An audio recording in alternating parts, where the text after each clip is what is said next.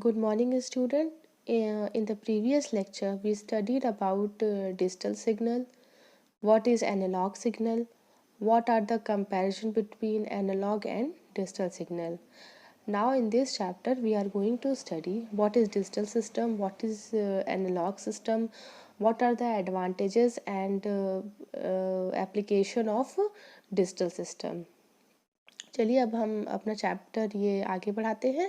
इसमें जो सबसे पहला टॉपिक है वो है कि एनालॉग सिस्टम क्या होता है। ठीक है, एनालॉग सिस्टम वह होते हैं जो एनालॉग सिग्नल का मैनिपुलेशन करते हैं या कहिए प्रोसेसिंग करते हैं। एनालॉग मतलब कहने का मतलब ये है कि एनालॉग सिस्टम वह सिस्टम होता है जो एनालॉग सिग्नल की प्रोसेसिंग करता है। इसमें क्या होता है, जो भी हम इनपुट देते हैं एनालॉग सिस्टम में वो भी एनालॉग होता है, और जो हमें आउटपुट प्राप्त होता है उस सिस्टम से वो भी क्या होता है, आपका एनालॉग होता है। एनालॉग कहने का मतलब क्या है कि एनालॉग जो होता है, जो सिग्नल्स होते हैं वो टाइम के साथ उसकी वैल्यू बढ़ती रहती है चाहे घटती, मतलब चेंज होती रहती है। वो एक कॉन्टिन्यूस एक रेंज में वो कॉन्टिन्यूसली टाइम के साथ वेरी करते हैं।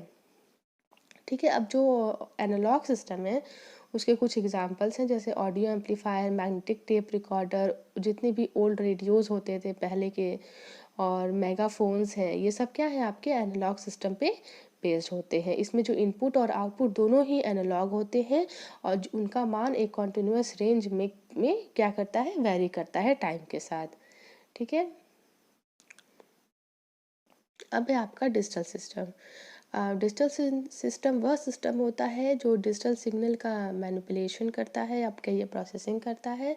इसमें जो भी हम इनपुट देते हैं इनपुट पे, और जो भी हमें आउटपुट प्राप्त होता है वो सारा ही डिजिटल फॉर्म में होता है।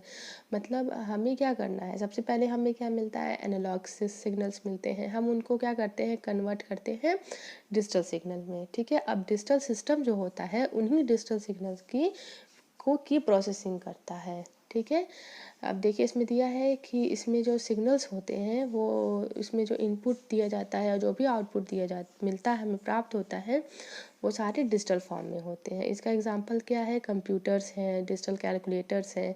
अब देखिए आज के समय में जितने भी डिवाइसेस यूज़ हो रहे हैं वो लगभग ही डिजिटल सिस्टम पे बेस्ड है। ऐसा क्यों है, क्योंकि वो बहुत ही रिलायबल है और इसको बहुत ईजिली डिज़ाइन किया जाता है। सिंस हम इसमें क्या है, VLSI का यूज़ करते जा रहे हैं, चिप्स छोटे होते जा रहे हैं, इसकी वजह से डिवाइसेस क्या होती जा रही हैं हमारी, बहुत ही छोटी होती जा रही है, हल्की होती जा रही है, हम उसको कहीं भी कैरी कर सकते हैं। ठीक है, ये सब जो फैक्टर्स हैं वो क्या कर रहे हैं, डिजिटल सिस्टम को आगे बढ़ा रहे हैं। मतलब हम आज के समय में अगर हम सामान लेने जाते हैं तो हम देखते हैं कि वो जो सामान है या जो भी इलेक्ट्रॉनिक सामान है वो डिजिटल है कि नहीं है। ओके, चलिए अब जो नेक्स्ट टॉपिक है वो है हमारा advantages and application of digital signal processing.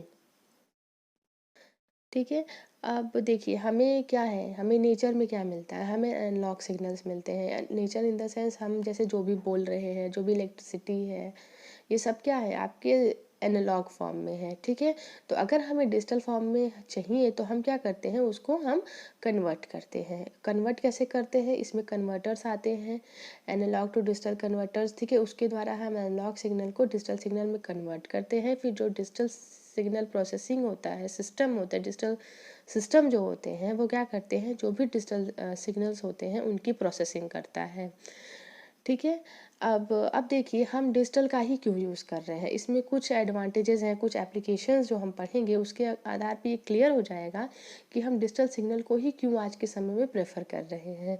सबसे पहला क्या है कि जो डिजिटल सिस्टम होता है उसको डिज़ाइन करना बहुत ही आसान होता है। ऐसा क्यों होता है, सिंस इसमें स्विचिंग सर्किट्स लगे होते हैं जिनके जो सिग्नल का जो वास्तविक मान होता है, ठीक है, जो इसका मान होता है वो महत्वपूर्ण नहीं होता है। ठीक है, उसकी जो रेंज होती है वो क्या होती है, तो हम डिजिटल सिग्नल में तो 0 होगा या तो फिर वो 1 होगा।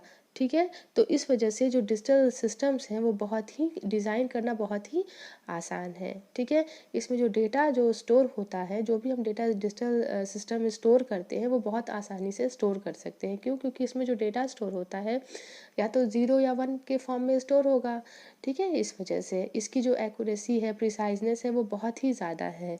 As compare to analog signal. ठीक है, जैसे देखिए ऐसा क्यों है, क्योंकि इसमें स्विचिंग सर्किट्स लगे हैं। ठीक है, इसमें स्विचिंग सर्किट को बढ़ा करके इसकी एक्यूरेसी को और बढ़ाया जा सकता है। अब आपको पता ही है कि जो डिजिटल सिग्नल्स होते हैं उसमें या तो ज़ीरो का वन होता है, सॉरी ज़ीरो का यूज़ होता है या वन का यूज़ होता है। इसकी वजह से उस पर नॉइज़ का जो प्रभाव होता है वो बहुत ही कम होता है। जब नॉइज़ का प्रभाव उस पर कम होगा तो उसकी वजह से क्या होता है, डिस्टॉर्शन भी उसमें बहुत ही कम होता है as compare to analog signals. इसकी वजह से जो डिजिटल सिस्टम्स होते हैं वो बहुत ही ज़्यादा यूज़ होते हैं। ठीक है, चलिए अब जो इसमें जो नेक्स्ट पॉइंट है वो है कि इसमें एरर का जो डिटेक्शन होता है और करेक्शन होता है वो बहुत ही आसानी से किया जा सकता है, सिंस इसमें जो जो भी डेटा होता है वो ज़ीरो या वन के फॉर्म में होता है। ठीक, जब ज़ीरो या वन के फॉर्म में होगा तो अगर कहीं भी कुछ मिस्टेक्स होती हैं, कोई भी एरर आ जाता है तो उसको हम आसानी से डिटेक्ट कर सकते हैं और साथ ही साथ उसको हम करेक्ट भी कर सकते हैं। ठीक है, अब जो है जो डिजिटल सिग्नल्स का जो इसमें क्या है, जो डिजिटल कम्युनिकेशन जो होता है वो बहुत ही सिक्योर है। सिक्योर क्यों कहा गया है, क्योंकि इसमें इंक्रिप्शन और डिक्रिप्शन किया गया है। इसमें संभव है ये करना। इंक्रिप्शन का मतलब क्या होता है कि उसकी कोडिंग कर देना। जैसे मान लीजिए कहीं जो सिक्योरिटी सिस्टम्स होते हैं वहाँ पे अगर आप यहाँ से डेटा को भेज रहे हैं एक जगह से दूसरे जगह, तो हम डिजिटल कम्युनिकेशन में क्या कर सकते हैं, उसको हम एनक्रिप्ट कर सकते हैं। मतलब उसको हम डिकोड कर सकते हैं, उसकी किसी एनकोड कर सकते हैं, सॉरी, उसको हम एनकोड कर सकते हैं। ठीक है, उसको ज़ीरो या वन के फॉर्म में एनकोड कर सकते हैं। फिर जब ये जब ट्रांसमीटर से जब यहाँ से चला जाता है, ठीक है, जब ये रिसीवर पे वहाँ पे रिसीव होता है रिसीवर के पास, तो फिर इसको हम डिक्रिप्ट कर सकते हैं। ठीक है, इसका डिक्रिप्शन हो जाता है। वो कैसे होता है, वो एनकोड डिकोडिंग के थ्रू होता है। हम जो डेटा ज़ीरो या वन के फॉर्म में होता है उसको हम डिकोड करके जो एक्चुअल जो सिग्नल्स होते हैं उसके फॉर्म में हम उसको ला सकते हैं। चलिए जो नेक्स्ट है वो क्या है, इसका क्या एप्लीकेशन है कि इसमें जो डिजिटल कम्युनिकेशन होता है उसमें डेटा को हम कंप्रेस कर सकते हैं। ठीक है, और ये इसी में होता है, सिर्फ डिजिटल सिस्टम में ही हम कर सकते हैं ऐसा। ठीक है, अब आज के समय में आप बहुत ही सुन रहे होंगे कि जो VLSI टेक्नोलॉजी है उसकी वजह से जो आईसीज जो हम यूज़ कर रहे हैं, ठीक है, उसकी वजह से जो डिजिटल सर्किट्स हैं वो बहुत ही छोटे होते जा रहे हैं, हल्के होते जा रहे हैं। ठीक है, इसकी वजह से ये और ही ज़्यादा बहुत ही ज़्यादा यूज़ होने लगा है डिजिटल सिस्टम के जो डिवाइसेस हैं। ठीक है, अब जो नेक्स्ट है आपका कि जो डिजिटल सर्किट्स होते हैं वो बहुत ही रिलायबल होते हैं।